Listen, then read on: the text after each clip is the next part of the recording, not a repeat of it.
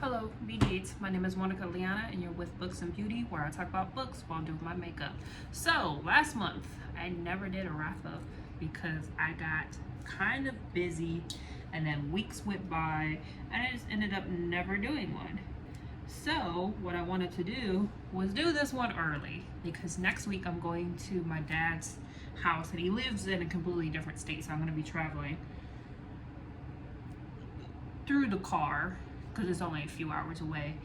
And I figured, I was like, before I get too busy and then the month goes by and then I don't do a wrap up, I only have myself to blame. So I was like, I'm gonna do this early since I have the time, because the rest of the week I'm literally gonna work 5 days in a row, which I usually don't do. I have like Wednesday off and the Sundays off, but because I'm gonna take Saturday off so that I can travel to be at my dad's house for his birthday, I was like, well, I'll just go ahead and film this now.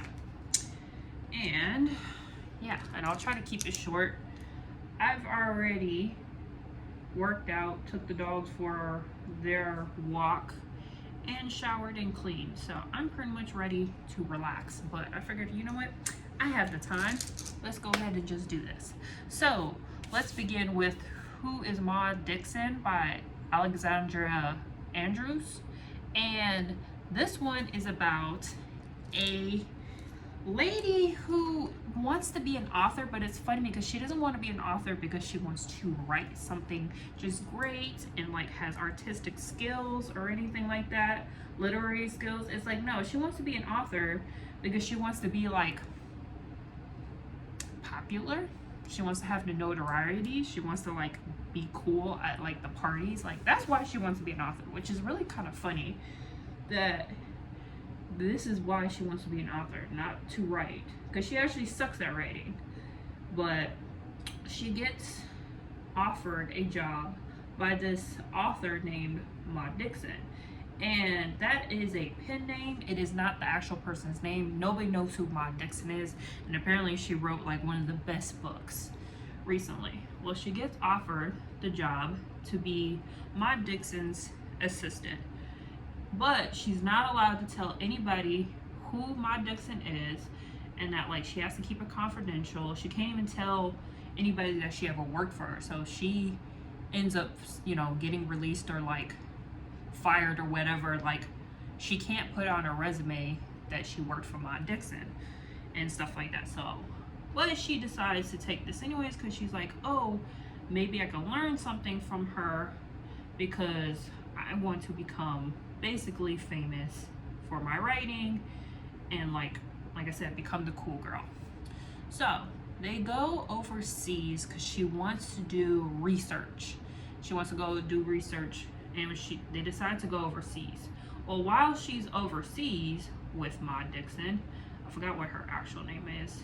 I think it's Claire or something like that. Once she goes overseas with her, they get into a car accident, and Ma Dixon is presumed dead. And she decides, like, well, nobody knew who Ma Dixon was. She has like some of the writing from like what's going to be her next book. She already has some of the information, and she's like, I could just finish it and then I could be Ma Dixon. And let's just say that bad things happen when you try to steal somebody's identity, because Ma Dixon had some skeletons in her closet that now the police over there are thinking, well, you said you're Ma Dixon, and Ma Dixon has these problems, and explain it. And now she's like, oh shit, like, what do I do? So it's like, you know, that whole like trying to become famous is not all what is cropped up to be. And it's actually really good. I wouldn't say it's the most riveting thing. Like, at the end of the day, is it somewhat of a generic thriller? I guess, but at the same time, I had a great time. It was so enjoyable and very fast paced, and it was just funny because it's like, she's not a likable person.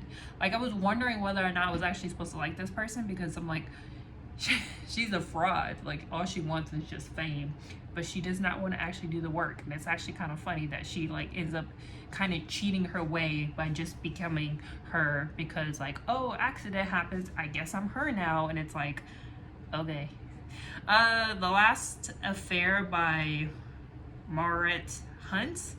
This one is about an affair, clearly. So a guy and a woman end up meeting by chance at like this hotel convention. Like she was there for, she does like food blogs, I think it was, and he's there because he's an orthodontist, and he was there presenting, and it's happened to meet each other, and they actually know each other because her kids, that's her kids, like dentist basically. So like they know each other to a degree, and they decide to end up having an affair. Wasn't really planned, but that's what kind of ends up happening, is they end up having an affair. And they both talk about how like their marriages are really not the greatest. Like he's not really in love with his wife, because there's three perspectives. It's the woman that he has an affair with, her, his wife, and their daughter. And the daughter ends up finding out that the dad's having an affair, and does kind of this investigating stuff and everything like that. And like slowly and slowly their worlds collide, and somebody ends up dead. I'm not gonna tell you who, but somebody ends up dead. And it's a whole thing of like who did it, and like clearly there's a whole bunch of motivation because, you know, the whole affair thing. And then like her husband is like, I guess, an alcoholic, so they're worried that like he may do something bad and stuff like that. So yeah, there's there's like three perspectives, and slowly their worlds collide and stuff like that. You see how kind of awful his wife is. Like his wife is pretty awful. It's like I can understand why he wants to get away from her. Granted, you still shouldn't have an affair, because it just defeats you looking like the good person. Because it's like, well, if you were so unhappy, why didn't you just leave? And it's like, that is usually a question of like, yeah, you could have just left, then had the relationship. But that's not what they do. And because that's not what they do, somebody ends up dead. One of them. But it was actually pretty good. I would say I still would give this one a 3. So Ma Dixon, I gave that one a 5 because even though it wasn't like the most riveting thing, I had a great time with that one. That one was great. The Last Affair, it took a while for it to really become, I guess you could say, a thriller. It was very much a family drama, which wasn't bad, but it got to a point where it's like, okay, so when exactly is this gonna kick off? Because I'm just hearing about like, you know, them having an affair and dilemma and stuff like that. It felt more like a family drama than it did like a thriller. But the fact that somebody dies, I feel like kicked it up of like, oh, okay, now I can kind of see it more as a thriller. Those Who Wish Me Dead by Michael Carla. I'm not exactly how to say it. Believe me, I can't say. This one I gave a 5. I consider this, so if you like the book No Exit, I would think you would like this one too. It is very fast paced. So the synopsis is a boy, he's minding his business. He was like in the woods, jumping into like the lake, basically, like, you know, doing boy things, wilderness things. And he comes across a dead body. And he ends up hearing people from the distance. And it was these two basically psycho trained brother killers and everything like that. They're like the best part of the book actually. And he sees them with another guy that's like handcuffs on, and like he and the guys end up killing this guy. And the boy saw it, but like he hid.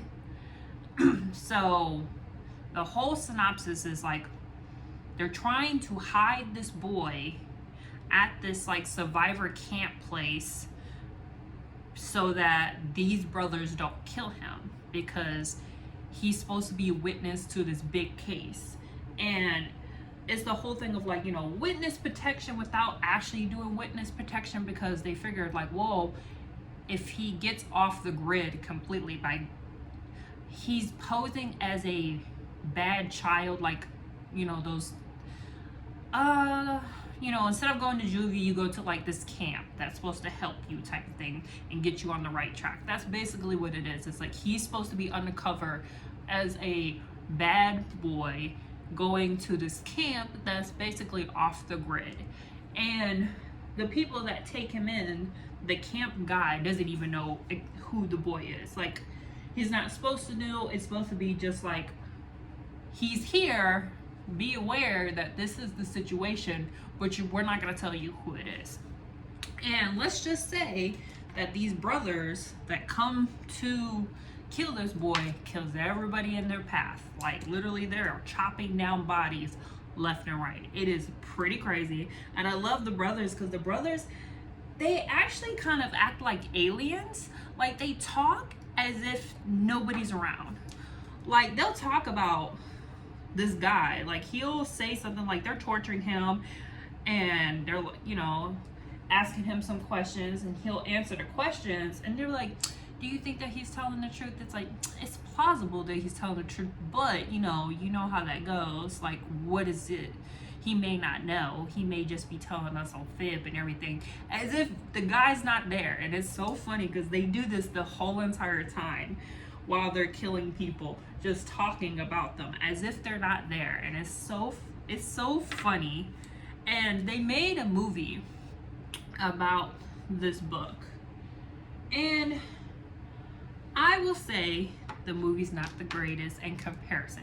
I don't think it's a bad movie. It's just in comparison, they changed so much that it's like, I wish I could give spoilers. I'm not gonna give spoilers in this video. I'm just gonna quickly tell you the books and, like, you know, go on.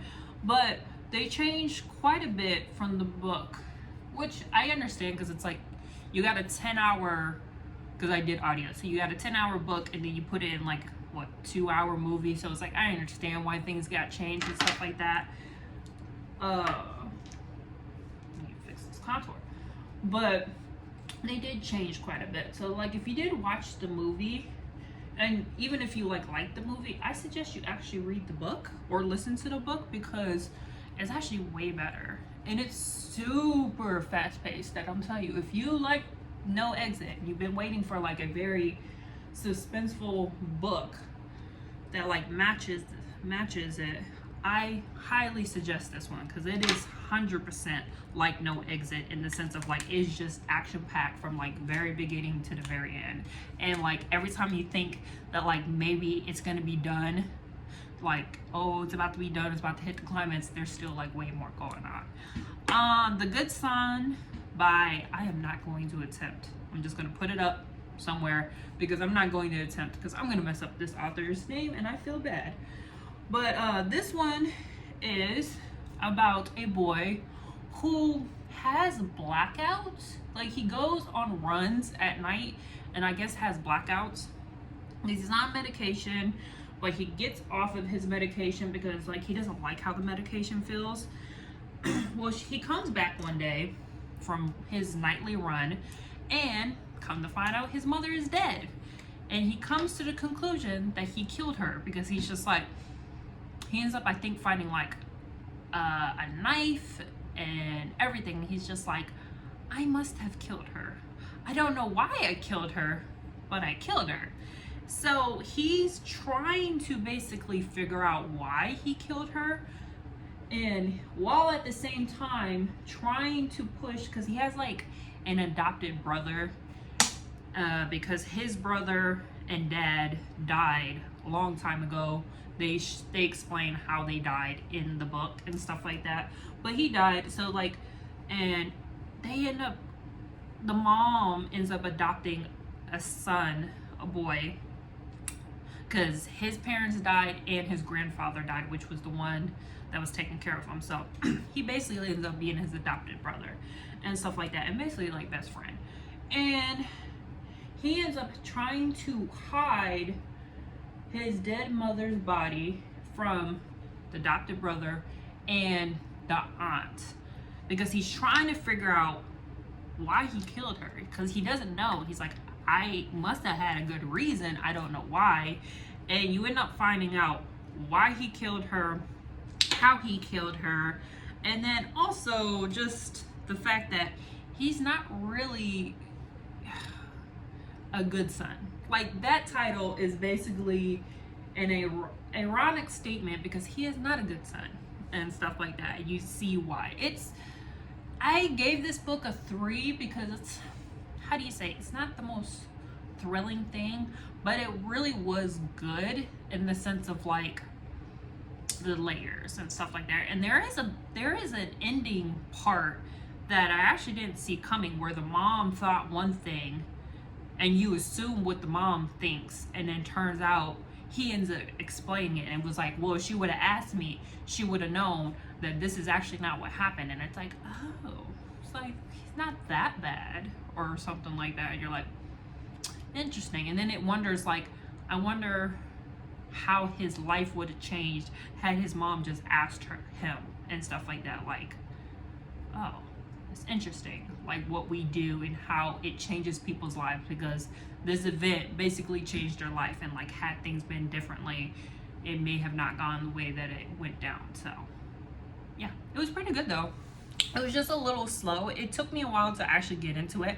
I had to almost read reviews, because I do this all the time. Sometimes when I'm not feeling a book, I'll read reviews to kind of get me hyped back up on the book, and that's basically what I had to do. I was like, I need somebody to hype me up about this book, and I read some reviews that were spoiler free, that I was like, okay, I'm gonna finish it, and I did, and I really enjoyed it. It was just, I think the fact that it took so long to really get into it makes it where it's like I had to give it like a 3, because it's like it took me a while to like actually get into it and really care about what was going on.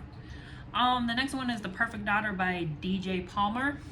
And this is his newest book, and this one is about a girl that has DID. DID? Yeah, DID, I think that's what it's called. And she ends up killing her birth mom. So she's adopted, and turns out she kills her birth mom.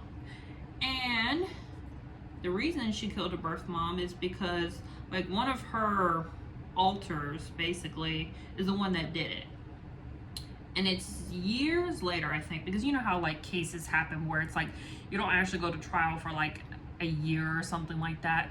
So she got put into a mental hospital, and her mom is trying to get her diagnosed with DID, because some professional doctors don't actually believe in the disorder, and some do. And she's trying to like get her pronounced, and they're trying to like work on her case because she's about to go to trial. And while this is going on, her alter, the mean one, which I think her name was Eve, she's been the only one that they've seen for like I think this past year. And which her actual daughter, the one she like thinks of as her daughter, is Penny. And she finally meets Penny one day randomly. She just switches back to Penny, and it turns into this breakthrough. And Penny ends up coming up with information that they need for the case, and it turns out what they think happened that night may have not actually been what happened. And it's a whole thing of like, oh shit, she may have not done it, or there was somebody else there, or like something. So she's trying to get her to get out of, prison, out of this and everything like that. And that's what the whole book is about basically trying to figure out what actually happened that night. And she keeps switching, because I think she has like 5 alters. So she keeps switching alters, and every alter has like a little bit more information in it, but they're trying to figure out how to switch them and stuff like that. And they're like learning it as it goes. And her new doctor actually kind of believes that she does actually have DID and stuff like that, and they're trying to get him to put it like on paper, but he's like, I can't until so and so. So it's a whole thing of like trying to convince. Hey, children, what are we doing? I'm almost done. And they can't. So anyways, but that book was actually good. The only thing, so I gave it a 4. The only thing is, I don't know how I feel about the ending. Like, I enjoyed it, and the ending is not, how do you say, was not predictable in my mind, at least. until about the end. Right before they revealed it, I saw where the hell it was going. So I was like, oh, I know exactly where this is going now, because it made it very obvious right before the end. But it's like, I actually don't know how I feel about it. It's actually kind of like, oh, okay, cool. Like, you shocked me, but at the same time, it's like, I don't know how far-fetched that is. I'm like, I guess I'll take it. But like, that was the only thing, is that I don't know how I feel about the ending. But I do think it was really good. So, I highly recommend it. The Hunting Wives by May Cobb. I gave this book a 4. I actually didn't like this book as much, and it's so funny because everybody's been giving this book like, I think, a 5 or a 4, saying it's so good. And I didn't really actually like it all that much. This book is about a woman who, tell you the truth, she's one of those girls that like needs attention and likes attention and like gets herself in trouble. So she got married to this man, they have a baby, they move to a suburban area, and she ends up becoming obsessed with this lady. Like, there's like a group of like rich friends, and they do very scandalous things, like flirting with younger men, shooting guns. That's why it's called the Hunting Wives. They shoot and like do skeet and stuff like that, and like they're constantly drinking and like talking shit about their husbands and stuff like that. And she ends up kind of getting a crush on the main lady, so she kind of like cheats on her husband in a way. Like, she cheats on her husband and like lies to him because she wants the attention, she wants the thrill of the chase. And it's so stupid because she knows that like she's towing the line and that like she's gonna get fucking in trouble. And the husband actually got mad at her one night because she came home at like 3 o'clock in the morning, even though she wasn't supposed to be out that late, which is like, and the reason they were out so late is because they went to some club and were like flirting with the men and all types of stuff. And like, I think she even like made out with somebody. And she was doing all this because she's just so obsessed with this lady and wants her approval. And yeah. And somebody ends up dying. You know about this at, I think, kind of the beginning, because they kind of hint that somebody died. So somebody ends up dying, you find out who it is, and then she kind of gets caught in the middle of it and stuff like that. And I don't think this one was bad. It's just more of a, I've heard of this story. So if you ever read The Swap and The Wife Upstairs, it is those 2 books had a baby, and this is what it is, because it is drama, but yet a woman that is obsessed with another woman. Like, that's exactly what it is. It just wasn't that interesting in my opinion. I thought it was going to be so much more interesting than what it was, because everybody raved about it, and I was just like, I don't really think it's all that great. It's like, I don't think it's bad, it's just like, okay, she's obsessed with this lady, which is like, why are females so obsessed with other females? Like, friend-wise. Granted, she kind of had a crush on her, but like, I've never been obsessed with a female in the sense of like a friend, of like, oh my god, she's so perfect that it's like I want to do everything that she says. I'm like, I've never once thought that. Like, granted, I may be jealous in the sense of like, or envious of like, damn, she has a good body, or she has a great job, or like, damn, she has like a nice house or something like that. Like, yeah, I'm a little envious with that, but I'm like, I've never been to the point where it's like, if I'm friends with her and I do everything she wants me to do, I'll somehow bathe in her light or something like that. That's what it is, where it's like, these women are being bullied by her, like a Regina George, basically, and it's cool with them. And I'm like, I would never do that. Like, I would never have a friend that like, because they got upset with me one day, to stop talking to me, and I'm just waiting for her to like text me. And then like one day she's just like, oh, you know, all's forgiven, and like, let's go suntan, bitch, and everything. And I'm like, oh yeah, thank you, she loves me again. Like, girl, if you don't like me, I ain't gonna kiss your ass. Like, that's why I think I just don't like it, because I'm just like, who really does this? Like, in reality, not TV, who actually is so obsessed with a female friend wise that you will just let her do anything to you? Like, you got no, have some self-esteem. Take It Back by Cara Alba. I do, like I said, don't know how to speak. This one I love. This one is a 5. I actually did this one last month. I just didn't talk about it because I didn't do wrap up. And this one is absolutely fantastic. If you like The Night Swim, this is somewhat the same thing, but actually better in my opinion. So this one is about a girl who is white and has facial deformities. Like, I guess she kind of looks like the Elephant Man or something. And she may or may have not been gang raped by, I think it's like 5 Muslim boys. And it turns into a fiasco of, did she get raped? Is she lying? Are these boys lying? Who's lying? And the whole political part of it, because they're Muslim boys, and it's a whole race issue of like, are they just getting prosecuted because they're Muslim boys? Because like, we've never had a problem with them. They're good boys.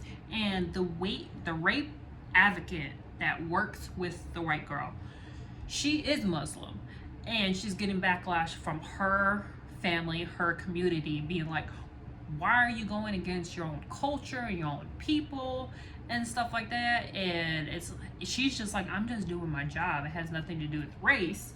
But they don't see it like that. They're like, no, you're going against your people. And it's a whole fiasco. And it's so funny because it's like, you for the most part, I feel like you believe the girl the whole entire time, at least I did, but you do realize that something is off. Because the lady, the rape advocate, could tell something is off. She's not telling us the horror story. And the guy that we're following, in his mind, because we're listening to him, he's basically like, I didn't do anything. So you're kind of like, what's going on here? Is she telling the truth or is she not telling the truth? And let's just say this book will infuriate you so much, which is good though. That's a good sign of a book if it infuriates you, because it's like, it pissed me off. I was at work and I listened to this book and I was just sitting there just getting so heated because I was just like, I was like, this is why blah blah blah. And it was just like, oh, so mad. But it's like, I really enjoyed this book. Like 100% recommend, as long as you're good with the material, because it's like, it is about rape and stuff like that, and gang rape. And on top of that, and the whole thing of like, well, she's ugly, so why would they rape her? Which is like, that's a bunch of bullshit, because it's like, men that are gonna rape, they're gonna rape regardless. Like, they look for opportunity. They don't give a fuck what you look like. Coochie is coochie, like, in their minds. And they just see it as like, well, she's, she got some, like, she should feel grateful type of bullshit. So it's like, that's a whole, no. And the last one that I'm going to talk about is Planning Penelope by Aaron Lockwood. This is another one that I finished last month, but I didn't talk about it, and I felt the need to talk about it because it's actually pretty good. So I gave this one a 3 just because the ending was a little lackluster and everything like that, but the overall theme of this book is very creepy. So this guy follows this girl named Penelope, and he does it in the most extreme way. It's not even like Joe. You know how Joe Goldberg is like following the girl, but then he's like in a relationship with her and like kind of manipulates her in a way to like, be the perfect boyfriend, and they're together. This guy doesn't even introduce himself. This girl does not know he exists. He just stalks her from afar. Like, he goes to the library and sits at a corner and watches her. He knows her schedule. He knows which coffee place she goes to. When she goes to vacation to go see her mom, he also goes on vacation to see her mom. And like, goes to the grocery store when they're in the grocery store. Like, he has cameras in her house, and like listens to the voice, like when she, like, cause she had sex with some guys and everything, and he knows like, oh, it's okay, cause eventually we'll be together or something like that. And he goes to hookers and like has the AirPods in and listens to her moan while he's fucking a hooker. Like, it is creepy. It's just like, just imagine you had a stalker and you never knew. Never knew. Just, yeah. That's pretty much what it is. And it's really good. Like I said, the ending was a little lackluster. I wanted a little bit more stuff. That's why I give it a 3. But it's like, honestly, if you like stalker stuff, like, this book is it hits that note to the T of like, this is creepy. And this is just like, what is he gonna do? Because he has everything. Like, everything. And it's just like, damn. Well, anyways, I'm done rambling. I wanted to try to make this somewhat short. I mean, it's 30 minutes, but still short. That was it, and I hope you have a good day. Goodbye. Have a good day. Talk to you later.